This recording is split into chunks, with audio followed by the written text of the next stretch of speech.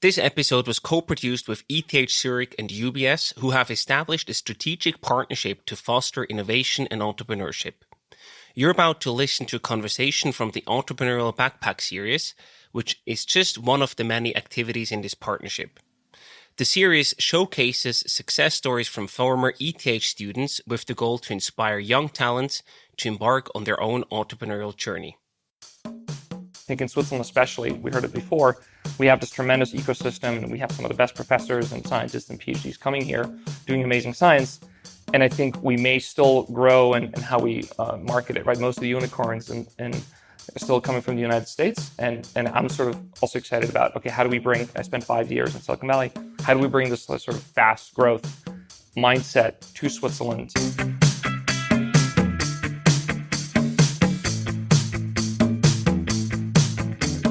Welcome to the Swisspreneur Show, a podcast about startup stories and learnings from experienced entrepreneurs. If you enjoy listening to our show, make sure to follow the podcast and leave a rating. And now, here's your host, Silvan.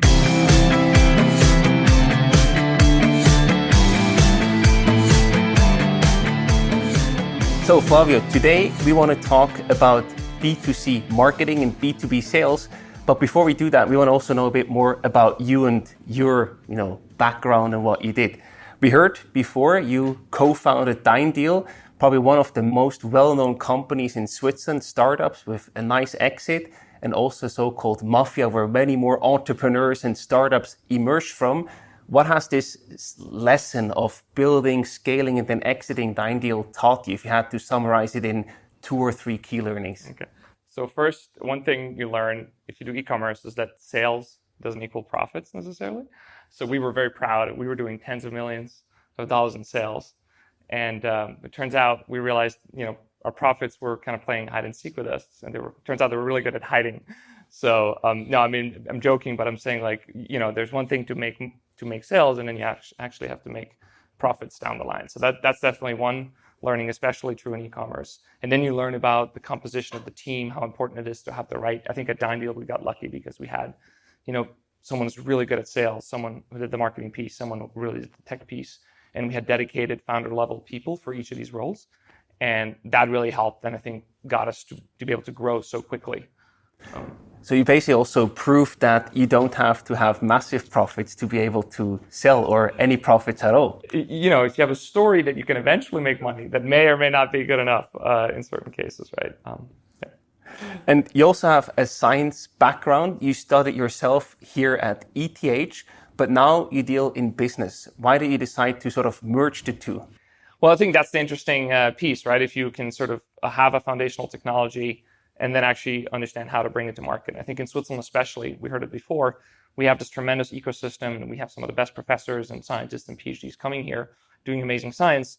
And I think we may still grow in how we market it, right? Most of the unicorns and are still coming from the United States. And I'm sort of also excited about, okay, how do we bring, I spent 5 years in Silicon Valley, how do we bring this sort of fast growth mindset to Switzerland? And we have to understand sales and we have to understand marketing. And I think the merger of two, we have big problems to solve, climate change just being one of them, and in healthcare. So, applying marketing and sales to solve climate change, that would be really cool. And this importance of sales and marketing, that's exactly what we want to talk about more today. But to get started, what is actually the difference between marketing and sales? Because sometimes it seems to be not crystal clear. Sure. So I think marketing in a way is, it's a very long-term endeavor, right? You want to build awareness, you want to build credibility, and you want to build trust with customers. And you can do that, through writing and talking and explaining to people why your product and solution is better, but also just teach people in general how they should think about a particular problem. And that then ideally also more pragmatically delivers qualified prospects to your sales machinery. In sales, my understanding is really it's all about understanding the customer, understanding their needs, their priorities, what keeps them up at night, and then understanding how your solution, if your solution can actually solve their problems. Then once you understand all their problems, it should actually be quite easy to sell. If your solution fits their needs, it becomes quite easy. So it's really sales is a one-to-one, deep empathy, understanding, listening more than selling almost. I think we really need both to work together to to grow businesses. So really marketing is sort of loading up the sales process, the sales funnel to then close deals and revenue for your company eventually. Totally, yeah. So let's start with B2C marketing. You created DeinDeal, you co-founded it. How did you win your first customers back in the days? Yeah, so we sort of had, I guess we were brainstorming stuff, and then at some point we figured out that I think one of the best things we did initially is we found this newsletter called Ronorp. Maybe people in Zurich will know about it. It's kind of a newsletter that talks about things that are happening in Zurich. And we just figured out it was a really good match in terms of the audience. These are generally people that have free time and have money to spend on things. And, with DeinDeal, we were making offerings into restaurants and spas and things like that. So we kind of had a ref share deal with them where they would bring us customer and we would only have to pay them if customers actually converted. So it was kind of a no risk deal for us. And that's how we got our first customers, our first credibility. And with that, we then went on and got more customers. And to get more customers, you probably also got at a certain point a bit more strategic about your whole marketing framework than just having one partnership with a revenue share deal. Can you tell us a bit more how your marketing framework developed? What were sort of the key pieces of your marketing framework? Yeah, sure. So I think the main framework, or just the main number that we ultimately ended up settling on, is just the so-called CAC to LTV ratio. Probably people have heard about it. It's literally just how much are you spending customer acquisition costs divided by your lifetime value. And it's critically important to understand that KPI across the different marketing activities that you do. So, Facebook ads and AdWords are sort of the standard paid marketing sides, but then you also have content marketing and influencer marketing, all these. But at the end of the day, you make decisions based on, does a channel work or not, and how well does it work? And so always keeping that in mind and having proper tracking in place, that was sort of the gold KPI that we were just following. And it sounds so easy. Oh yeah, just track this. But tracking that is actually not always that easy across all the different channels and tools that you use. Was there also a lot of manual effort involved? Yeah, there was some for sure. We actually ended up, at the time, there was less tools available than there are today. So we ended up actually building the tracking ourselves in this way that we would tag the URLs with UTM tags, and then we would store in our database each customer and each transaction, which channel did that come from? And then we could run SQL queries on the different channels and marketing activities and even individual campaigns to understand which campaigns were bringing customers in with what long-term value. So there was some handwork to get that done, yeah. Which is probably the reality check, right? To a certain degree. A quick word from today's episode partner, UBS. Do you want to grow with your business? Then the UBS Growth Talks may be for you. You will get support from peers and experts in order to take that next big step towards success. And the best thing, it's free of charge. For more information, go to ubs.com/growth-talks. And this customer acquisition cost versus lifetime value focus, did this change over time, or was that still the North Star with all the growth that DeinDeal experienced? I think it was the main North Star, right? Like sometimes maybe in the beginning phases, you have a bias towards just getting market share, and you just want to make sure that we were competing against Groupon, right? So there was a moment, I remember that Ami, our CEO, came to me and was like, okay, how do we spend more money? He wasn't even saying, how do we get more customers? He was just, how do we spend more money?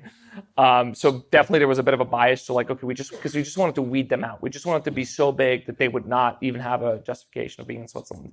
So I think, but that's a bit of an unusual, really high growth time. I think most of the time, CAC to LTV is going to be what you're really watching out for. Got it.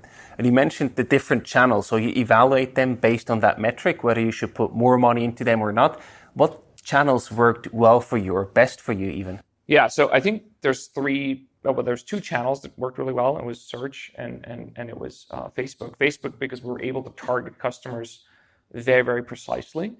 And AdWords, just because, the purchase intent of people, if someone Googles restaurants in Zurich, we know they're kind of in the business for restaurants in Zurich. So we would serve up an ad that would say restaurants in Zurich, 50% off, right? And these ads converted really well. And the third thing that really helped was hyper-localized advertising. So this is more in the conversion, optimizing conversion rates. So one thing that I think it lifted conversion rates by 50 or 100%, I forget the exact, but it was sort of when we started making for each city we were operating in, for Zurich, Bern, Basel, Geneva, we had individual landing pages with restaurants from Zurich. And if it was somebody who's Googling hairdressers in Zurich, we would serve a different landing page for hairdressers in Zurich. So this is very specific to this business, but it was sort of like, how do we make the journey from the purchase intent of the customer all the way down to the ultimate conversion incredibly streamlined so that the customer doesn't get lost with offerings that are not relevant to what they were ultimately looking for. So I hear two things. One is relevance, that you only show them what they're actually looking for, but also reducing clicks. If you send them to a different landing page and they have to click again to get to the hairdressers, you potentially lose more people along the way. Exactly. And how do you also decide to allocate what kind of resources to what channel, especially money in that regard? Did you just first launch a small test to say, okay, we want to see how this performs? Or did you do a different analysis to then go all in at a certain channel? How do you evaluate them? No, the cool thing about online marketing is that you can really do trials, right? It's like running little psychology experiments like all times. You have a hypothesis for a new customer segment or a new product, service offering you want to launch, or maybe it's just a new headline or a new image you're trying to test out. And for a few $100, you can already get some data on whether that will work or not. And then you test, you're constantly experimenting. And then as you see, okay, this works really well, then you experiment, how much money can I pour into, until you have a sort of tapering off. At a certain point, you're exhausting the channel, right? And then then you're coming back to the CAC to LTV, and what's the margin I ultimately want to have is going to determine if I increase my spend or keep my spend. Yeah. So if I'm a startup just starting out, what would you recommend me to do? Just also launch small experiments, maybe not on Facebook anymore, but probably on Instagram or TikTok or something like that. What would you recommend me to do if you had a startup today? Yeah, totally. So I think, and this is probably both for B2C and B2B. It's like, okay, I'd really start with a customer, right? You've probably heard about this, but ideal customer profile is sort of one concept that gets thrown around. And you could literally just understand what are my if you're early, you want to go for the early adopters. So where do they hang out? Are they in certain meetup groups? Are they attending certain conferences and events? Are they reading certain books? Like, how do they think? What sorts of behaviors do these people already engage in that generally have the problem that I'm solving? And if I do that, then it becomes a little bit more clear. Maybe I start with a Reddit subreddit, or maybe I start going to a certain event. And so it all depends on who's that customer and where do they hang out? It could also be podcasts, right? If I'm selling to entrepreneurs, maybe I come in on your podcast and that's where my audience is, right? And then you would still launch small experiments because you want to test these hypotheses, right? Exactly, totally. Then you start, once you've figured that out, you take a couple $100, whatever you can afford, and you experiment with a channel, and then you measure the ROI, and then if it works, you keep growing. If not, you change. It's very iterative. It sounds so easy when you say it because you've done it so many times. I try to get as specific as possible for people who do that for the very first time. Sure. Let's say, okay, I said podcast, here's some Reddit subreddits, probably, maybe some Google ads. So I run all the tests with them, like $200 each, because that's what we can afford right now with our startup. What do you do then? Because maybe some don't even give you a conversion at all, or some give you a little conversion, but you're not fully satisfied.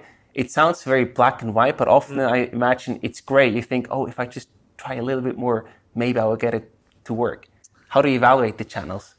Wow, that's a kind of $1 million question, right? I mean, I don't know if there's something more to it than, mixing data with intuition and looking at trends and really going into the nitty gritty of, okay, with search, right? You could I'm making one example. You could have a keyword that says restaurant in Zurich, and then people actually search maybe vegan restaurants in Zurich, and your ads will still show, right? But then going and understanding what people were actually searching for and which of the search terms that people used converted, not just the keyword that you used, but the search terms, that will actually then maybe drive, okay, vegan doesn't convert, but maybe meat eating converts or vice versa, right? So it's really about deep understanding of the customer's behaviors, and then maybe even looking at, once they're on your website, are they staying?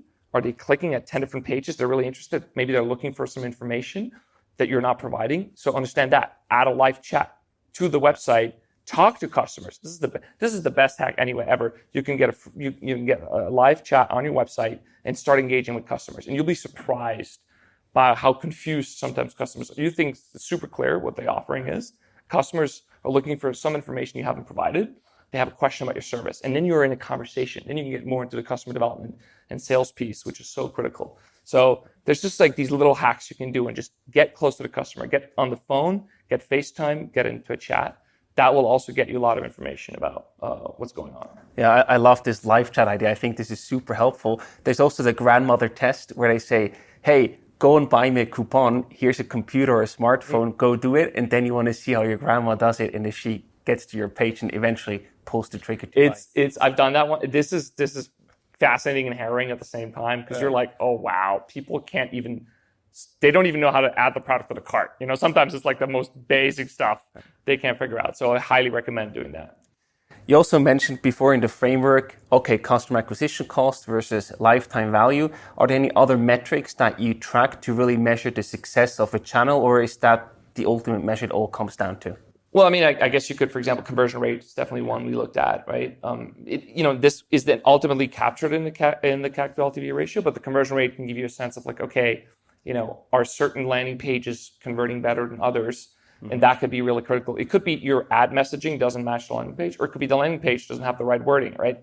I remember being at Coinbase and running some basic experiments around, Bitcoin made simple was, I think, the thing they had. And then I kind of just A/B tested a Bitcoin, easy and safe, right? And that ended up converting like way better than Bitcoin made simple, which didn't really explain like what was going on, right? So sometimes it's a word, it's a single word that could boost conversion by 10, 20%, which means your CAC just went down by 20%, right? What are sort of good metrics to chase in terms of conversion rate, but also customer acquisition cost versus lifetime value ratio? What is sort of the gold standard to aim for? Ooh, this depends how much VC money you have and what your growth goals are, right? Probably a bit less in these times. If you have less money, you need to be more profitable, right? Or closer to the turnaround time for your ads to be profitable needs to be much faster, right? Yeah. So that's really just a function of that. I'm not sure there's like fixed numbers. That it all depends. Also, then what's your actual margin, right? If you're selling a software, we have 100% margin, probably have more budget to spend. But if you have actually selling physical goods, you have less. So it really comes to the individual use case and how quickly do you need to make money back. That's fair. And when you start out, now we understand better that this whole performance marketing that you just described, it's a lot of testing and also a lot of seeing things that just don't work out. At the same time, when people think about marketing, they often also think about, oh, I could do some branding, or I could sponsor something or go to this event. There, it's much more difficult to measure the effect compared to what you just described.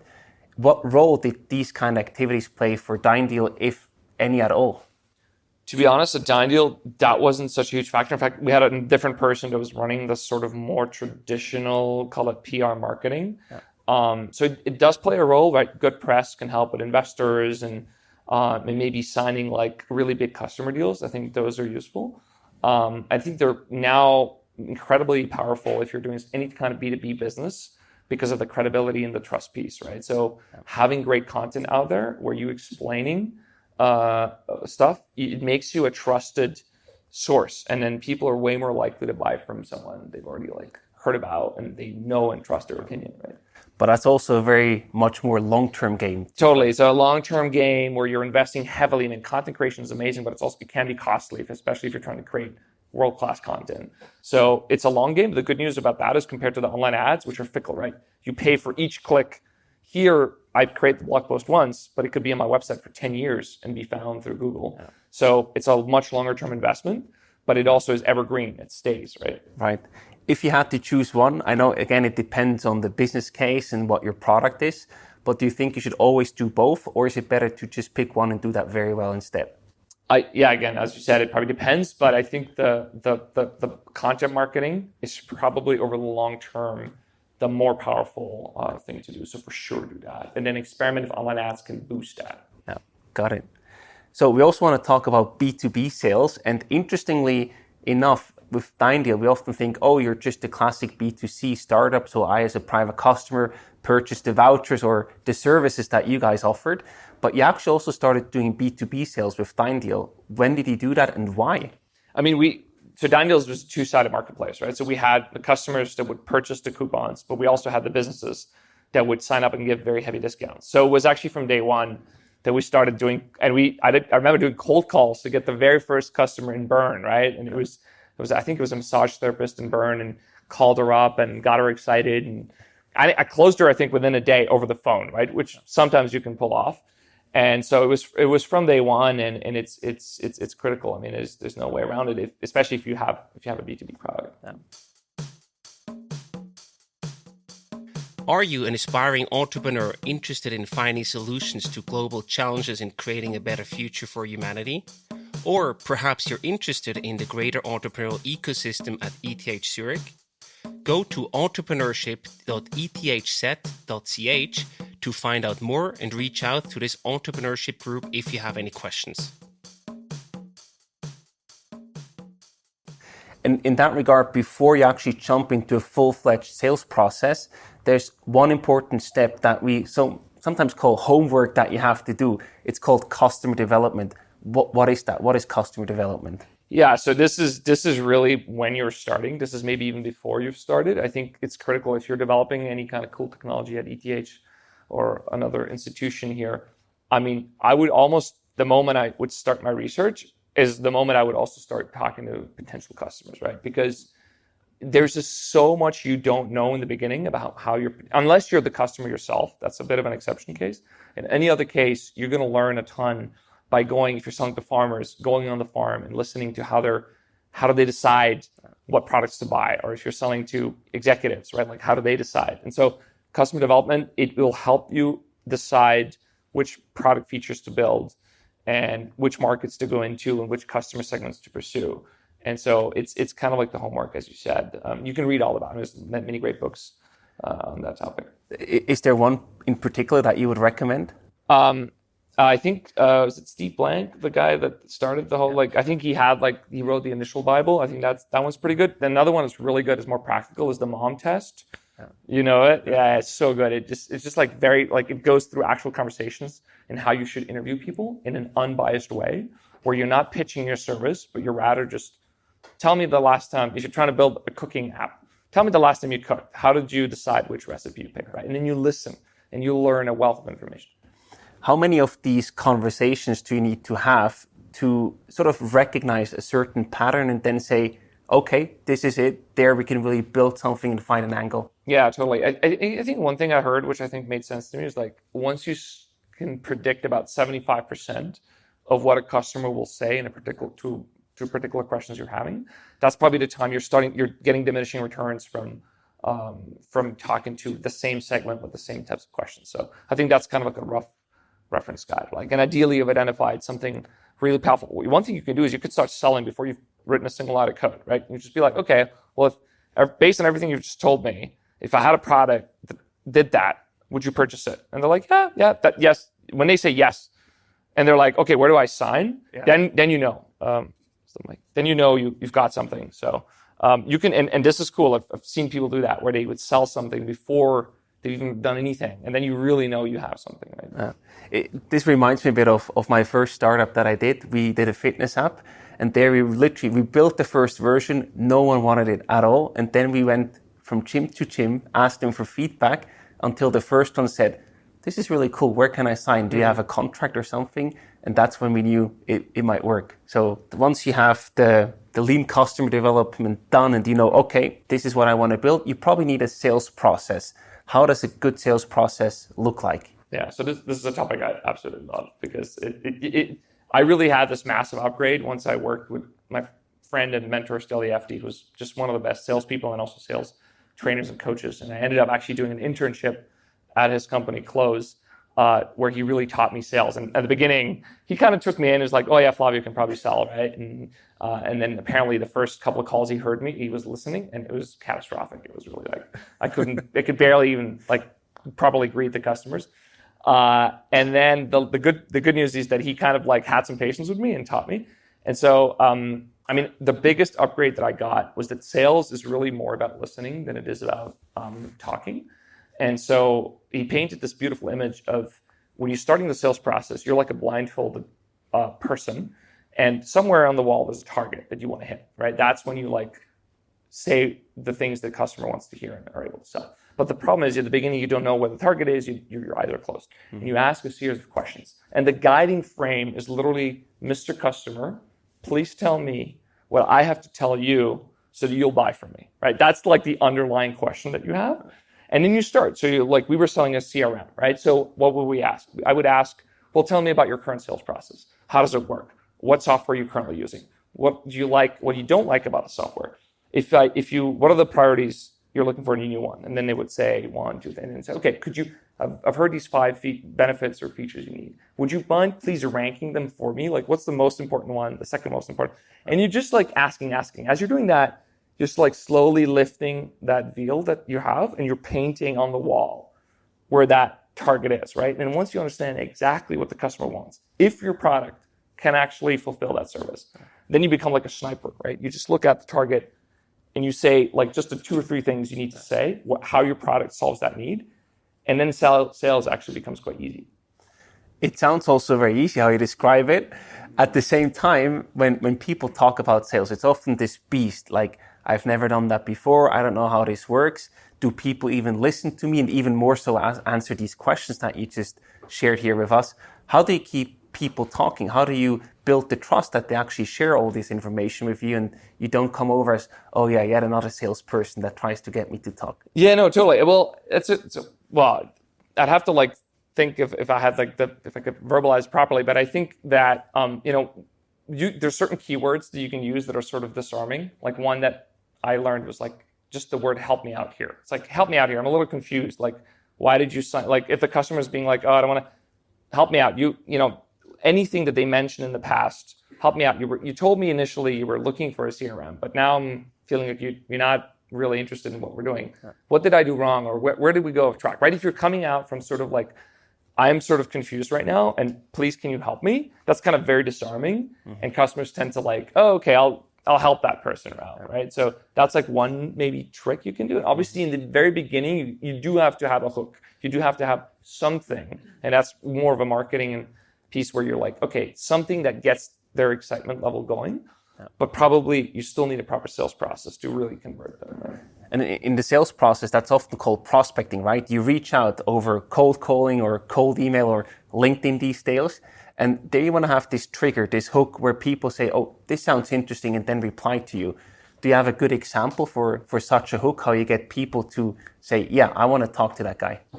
I mean, there's a number of things you can do. One for sure is if you have any social proof, that can be cool, right? If you have say, oh, well, it was developed at ETH. In Switzerland, that's already right. That type of social proof. Or you have a big customer you've landed. Mention that UBS is working with us, right?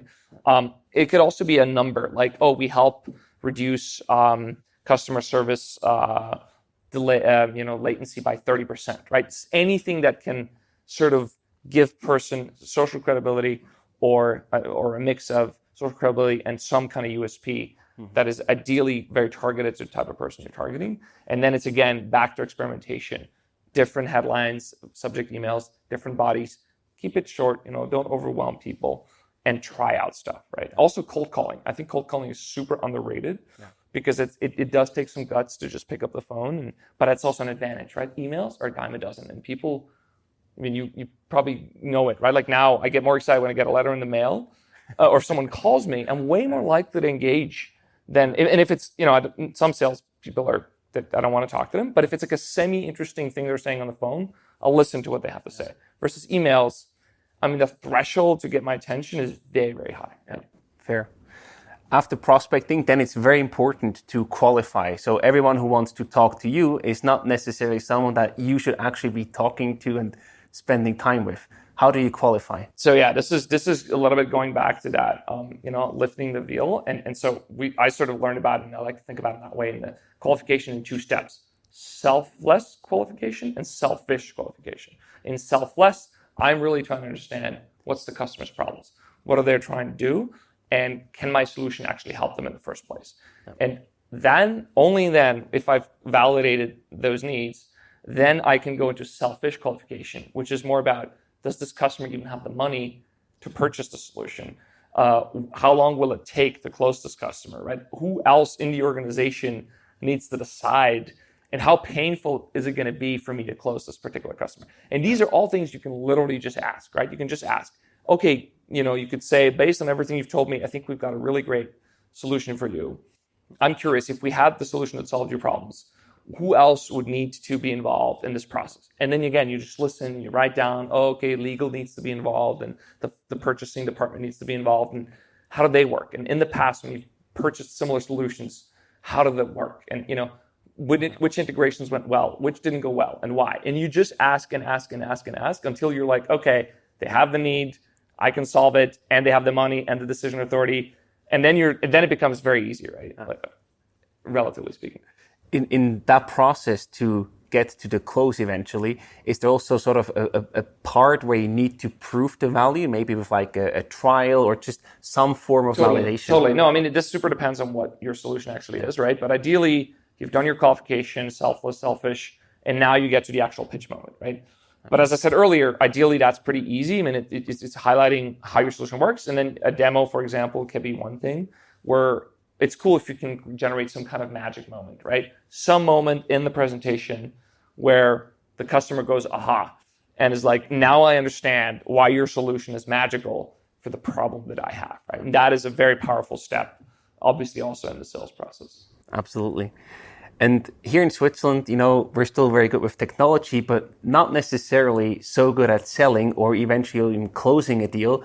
How do you then, once you have all that lined and fired up, how do you get the deal to the finish line, to close, and you actually sign the contract or even get the money paid? Yeah, so if you've done your homework, it should be as easy as, okay, can I have your credit card details? Could you please sign this document, right? Like, and literally sometimes it's just salespeople are just too afraid to ask for the close. And you have to train yourself. And if you're not the person, you have to eventually hire a person that does that. But it's literally just, okay, based on everything you've told me, this is a perfect fit. When can we start? No. And then, of course, if there's resistance, then you go back to the drawing board. That means there's something you've missed. It's like, okay, it seems like something is still not working. Help me out here. Mm-hmm. What's missing now? What am I missing? Is there someone we still need to convince? Is there something that's unclear? Have we not proven? There's something missing, so listen to that and then address that problem and then go back and ask for the close. Fantastic. And then once you've closed it, there's a whole other process to make the customer successful, but we're not going to talk about that today. But then that's when also a whole additional process and work starts called customer success. Totally. Yeah. What I do want to talk about though is you've seen a lot in sales. You've worked with multiple companies in the sales processes. What is something that many people often get wrong in terms of sales? That could be anything, from forgetting to qualify properly or not documenting in the CRM. What is sort of the biggest mistakes that you see along the process? Yeah, I think there's just a couple top of my head. You may have heard of them, but one is just the power of follow-up. Like, customers are busy, they have lives, they have kids, they have things to do too. So sometimes I won't respond, but it does not mean they're not interested, right? And one of the easiest and most powerful things to do is after a week, just send a quick note. And after 2 weeks, send another note. And it's only when the customer literally is like, I am not interested in your solution, that's when you stop emailing them. But before that, I think it's fair game to keep following up. Yeah. So that's an easy one to just keep doing that. The other one is pitching before you've understood what their needs are. That's another one where you can waste a lot of time. They're not interested in what you're selling. You're just wasting each other's time, right? So. No. You feel super busy, but you're pitching and talking to the wrong people. Exactly. Yeah. And I also wonder, you already talked about marketing, but at the same time, how do marketing and sales really go together? Where's sort of this intersection and proper handoff between the two? Yeah, I think as we said earlier, probably the handoff is the piece where the qualified prospects come into the CRM and the salesperson's like, okay, based on what they searched or how they got to us, we know there's some level of interest, and maybe we've already looked, is the company big enough to afford us and things like that. And then that's the handoff point. And I guess marketing is really powerful in terms of it can really help with trust and credibility, right? If I've built a great content marketing engine and I've been featured as a speaker, or maybe I've published some papers, like anything that gives me more credibility is just going to give that entire sales process a much higher underlying trust on which it should be easier to sell, right? Yeah, absolutely. And before we do open for some questions, so think about them if you want to ask Flavio anything about marketing or sales. I also wonder, is there a certain case where you would say, hey, it makes sense to focus more on marketing, as if, DeinDeal, you have B2C customer base, or you say, no, let's leave marketing out of the ground, we just focus on B2B sales? Yeah, no, this is super interesting. I was thinking about that before coming here, and I don't know if there's I think sales, as soon as you have a project, I guess in my mind, if you have something that's more than $1,000, most of the times customers, I think, will want to talk to someone before. And it might be that there's just confusion. One thing you do as a salesperson, I guess implicit in what I was saying earlier, is you help them figure out what they actually need. Like they know they need a CRM, but they don't know which features actually matter for them, right? And it's you're the expert. You understand all the CRMs out there in the market. You understand how sales processes work and fail, and you help them tease out these important pieces. So sales, and we talked about customer development, that's, I think, almost always going to be there. Even in a B2C context where maybe you're just selling online, it's still super useful and helpful to talk to individuals and understand how they think. Then marketing, again, it just helps with credibility and trust. And that's just, it's kind of like the oil in an engine that just make trust. People buy once they trust you, right? So you have to, anything you can do to build trust is also going to be powerful. Amazing. So open up for questions. Who wants to? Yes, please. Yes. Hi. So I have a question. So I was wondering, you were talking about the Google ads, right, that you ran. And so, of course, like credibility is a super important part of sales. And I was wondering how are you able to seem trustworthy? Because I imagine, especially with like a target group that was probably a bit older, people seeing like on the internet, like deals of like, oh, 50% off your it kind of seems like a scam. So how do you actually work? Yeah, like how do you build that trust, especially if you're like completely new, right? Yeah, no, totally. I think in the beginning, entrepreneurship is about being scrappy. And so, you try to you have to get something, anything, but to get a logo, like a logo of an external partner, right? I forget if I think we had some kind of partnership with the Yellow Pages or something. Honestly, it's been a while, so I'm not, but we had some, and then as soon as we had the first customer, the first restaurant, and it was a restaurant, and we tried to go for names that people a little bit knew, then we would say, okay, we've worked with this restaurant before, right? So we really went hard on like the external validation, credibility through social proof. I think that's really if you're just doing an online transaction, I think that's your main lever is getting people, be quotes, reviews, or logos, and that is going to help. And then also, some people won't buy because they won't trust you. But it's enough if you have a few early adopters. That's the other thing. If you're solving a really big problem for someone, some people, a few percentage of them will try whatever you're trying out. They're like, okay, $50, I'll invest it. Worst case, I lost $50. And then over time, as you gain more credibility, it becomes easier and you can expand the range of customers that will purchase from you. Great question. Yes, please. I recently got an email from, so I work at UBS and we are very monitored with the emails that we can respond to. And this guy was chasing me for video marketing content. And he sent me 3 or 4 emails. And in the 4th one, he's like, either you've got chased by corgis and you've got eaten by Cookie Monster. He went into like the funny road. And I actually read the entire email and I was like, God damn it, I lost 10 minutes on an email that I'm never going to respond to. And you touched based on trust before, and I'm just curious in like which kind of extent can you integrate something like comical things or something funny to get an attention or just to get a response, and to what extent is it gonna destroy some of the very seriousness you want to bring over? I think if you have not responded to the first 3 emails, anything starts becoming fair game, right? So I would definitely say like, because worst case at this point, you're kind of unlikely to respond potentially. So I'll try something maybe a little bit crazier on the 4th try, right? And at least, and you almost responded, right? So you're kind of proving the point that I think humor is great. I think it's totally underrated. Even ads, the most, I don't know, like the Mobiliar ads, they're always like a little bit funny, right? So it's more memorable than maybe some of the other ads. So yeah, it's maybe a little more costly because someone has to think or ask GPT for like a funny joke. But yeah, totally. I would totally try to build in humor. Like, I don't think it destroys your credibility. In fact, it may even boost it in a certain way. It's like, okay, these guys are kind of clever, like.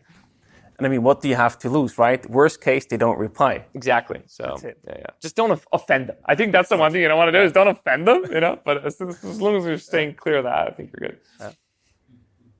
Any other questions? Yes, please. Yeah, maybe about also you talked before about so that you use Google Ads and Facebook Ads, and have you seen maybe a shift? So I think it depends on which target group, you target. But have you seen a shift maybe? So if you want to target younger people, so more on, I don't know, Instagram or whatever. I mean, I think you're answering your own question, kind of like, yes, of course, marketing and the platforms are always evolving. And I haven't done B2C customer marketing in the last couple of years, so I can comment from afar. But obviously, things like TikTok and Instagram have gotten huge amounts of popularity. And it's, as you said, it's where does my target group hang out? You want to go where they hang out, and then you also want to know, okay, is this an effective channel? Can I build either humor or credibility into this channel? And you might also want to just figure out for yourself which content fits you the best, right? Like my friend Stilly, he was amazing at just talking and giving speeches, but he didn't really like sitting down and writing like a long blog post. So at the end, what he ended up doing is he would have an idea about a sales or marketing topic, and then he would record a 10-minute video, which had a lot of content.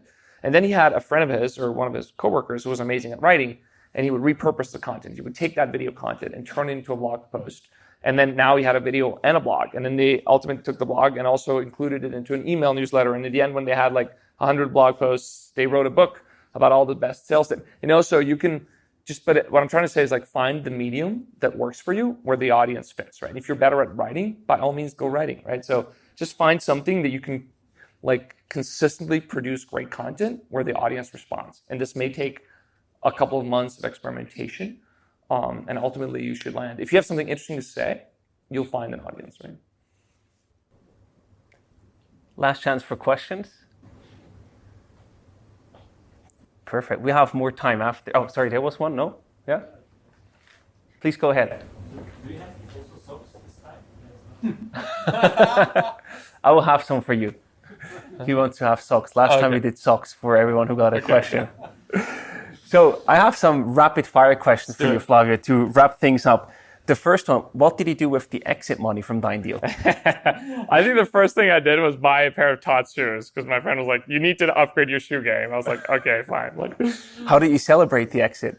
I think it was one thing. Yeah, one cool thing I did is we did a trip to Stockholm and just like partied for 3 days. And, nice. Yeah. That's cool. Cold calling or cold emailing for sales prospecting? Cold calling. When developing your target persona, is it worse to go too broad or too narrow? Too broad. What is your favorite sales tool or tools? Because you probably use multiple along the process. I mean, I'm going to have to go with my friend Stelly and say close. Yeah. And what is your favorite marketing tool? I mean, I'm an old school guy. Google Analytics. It's just so powerful. Yeah. Nice. And I know I sort of teased that before, but if you had to choose only one, marketing or sales? I mean, I think it's a little bit like asking, like, for ETH exam, do you need like to study or to sleep to do well? Well, maybe you sleep, you can get it. I don't know. But no, ultimately, sales is where I would probably like. That's where the money is made. You have to make money somehow, yeah. And sales cures all, so. Yeah. No matter what's going on, if you make sales, you'll be fine. You'll figure it out. Exactly.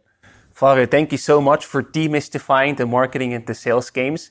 I think you really showed us that it's A, easier than we might think, and B, we have to just iterate and try a lot and also fail a lot along the way. So thank you so much for being here today. A big round of applause for Flavio. Thank you. It's an honor to be here. Thank you so much.